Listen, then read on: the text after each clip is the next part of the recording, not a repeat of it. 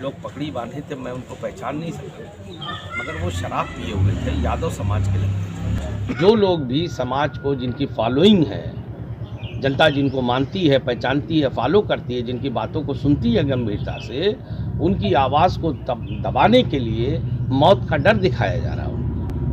Samajwadi party के लोग हैं यहाँ, कैसी बातें आप लोग करते हैं? जुड़े नहीं हैं, ये उनके रजिस्टर्ड गुंडे हैं।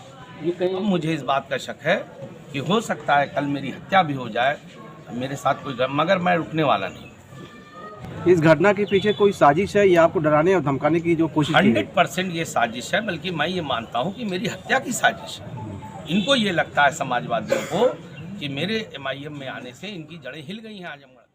मैंने आप भाइयों को इसलिए बुलाया, अपने प्रेस के दोस्तों को, कि मैं आप लोगों को कल मेरे साथ एक घटना हुई है, उससे आपको अवगत कराना चाहता था। मैं जब कल अपने क्षेत्र से, एक हमारे मित्र थे, प्रचार तो सवेरे ही ख़त्म हो गया था, लेकिन उन्होंने कहा कि विधायक जी आप खाना मेरे यहाँ खा के जाइए। तो खाना खा के हम थोड़ी देर बैठ गए उनके यहाँ। देर हो गई, लगभग 1:06 पे मैं यहाँ से गुजर रहा था शायद। तो मुझे मैं चूँकि बहुत थका भी था, आप जान रहे चुनाव चल रहा है, तो मेरे लोगों ने बाद में मुझे बताया कि मेरी गाड़ी को 2-3 गाड़ियाँ फॉलो कर रही थी, वो शीशा ढाबे के पास। अच्छा, मैं चूँकि भाई थका था और मुझे इतना दिमाग नहीं गया कि क्या है मामला, तो मैं चलता चला रहा था अपने लोगों से बात करते हुए 2-3 लोग गाड़ी में। जब मैं कोर्ट चौराहे से थोड़ा आगे बढ़ा तो मेरे ही एक वो शहर का ही लड़का है, हमको भी जानता है, उसने हमें फ़ोन करके कहा कि विधायक जी आप ज़रा गाड़ी रोक लीजिए गुड्डू भाई, हमें बहुत ज़रूरी बात है। तो मुझे लगा कि शायद कोई आवश्यक बात होगी, अब चूँकि एक शहर में रहते हैं सब लोग, एक दूसरे को जानते हैं।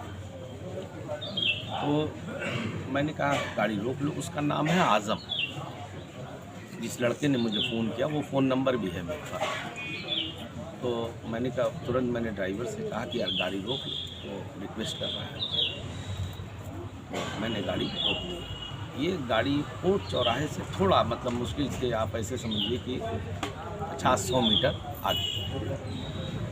जब गाड़ी मैंने रोकी तो एकाएक 5-7 लोग मेरी गाड़ी के शीशे के पास आए, जिसमें वो आज़म थे और एक ज़फ़र नाम का लड़का था और 2-3 लोग और थे, और कुछ लोग पकड़ी बांधे थे, मैं उनको पहचान नहीं सका, मगर वो शराब पिए हुए थे, यादव समाज के लगते थे। और उन्होंने मुझे बात किया कि भाई हम लोग वहाँ गए थे मुबारकपुर में, तो हमको लोग प्रचार नहीं करने दिया लोगों ने। अच्छा, हमको कोई जानकारी नहीं थी इनसे बात। तो हमने पूछा क्या मामला क्या है, क्योंकि हम पूरे दिन दूसरी तरफ थे। तो चूँकि हमारी कल रैली भी थी, रोड शो था, इन सब चीज़ों में हम फंसे हुए थे।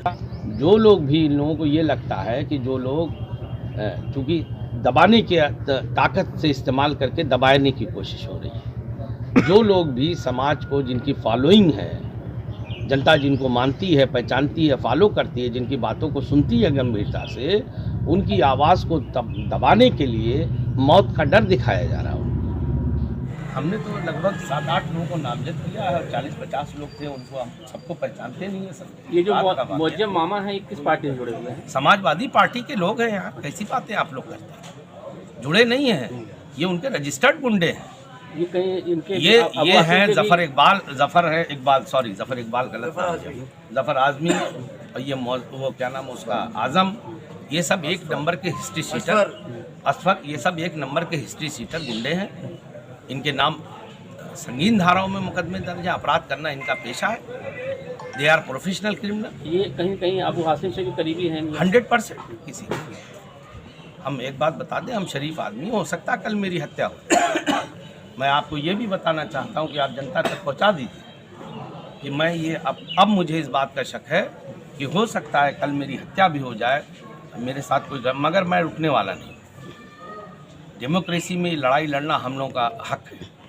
अगर कोई चाहता है कि अपराधी तत्व तो हमारी आवाज़ को दबाना चाहता है इस तरह से, तो हम मर तो सकते हैं क्योंकि मौत तो आना ही है, लेकिन रुकेंगे नहीं।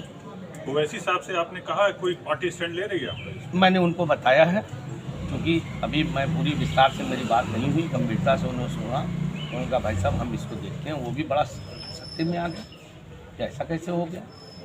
फिर अभी मैं बात करूंगा दोबारा, क्योंकि भीड़ बहुत रहती है, प्रेशर। अब आप देखिए, ये लोग जानबूझ के, कल पोलिंग होना है, मैं प्रत्याशी हूँ, हम लोगों को भी सब काम करने होते हैं, इन्होंने जानबूझ के ये प्लान करके मुझे डिस्टर्ब किया ये, ताकि मैं ये अब आज 12 बजे तक मैं बैठा हूँ, पुलिस की तहरीर चल रही है, आपसे बात कर रहा हूँ, सारे लोग अपना काम कर रहे हैं, प्रचार कर रहे हैं, डोर टू डोर जा रहे हैं।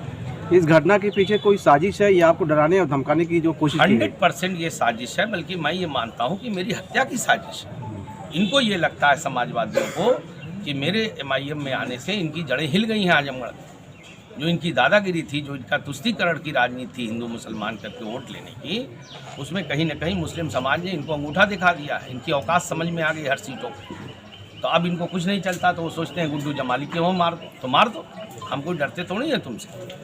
मौत तो आनी ही है, हम जानते हैं मौत आनी, और हम इनसे डरते भी नहीं हैं। लेकिन मैं ये चाहता हूँ कि ये बात जनता जाने और इनके असली चेहरे को पहचाने। आप किसी की दाढ़ी पकड़ के कहेंगे कि तुम अगर सपा को नहीं दोगे, भाजपा आके तुम्हारी दाढ़ी काटेगी, तो भाजपा जो कर रही है वो अपनी जगह पे है। आप क्या कर रहे हैं? आप क्या कर रहे हैं? तो मारपीट भी आपके पक्ष से कितने लोग घायल हैं, मतलब आप तो भाई अब्दुल्ला से मारपीट हुई हो गया कि सोची समझी साजिश रही। इसके पीछे जो मेन वजह है आपका चुनाव लड़ना या AIM ज्वाइन करना या मुस्लिमों के वोट में से नुमारी करना।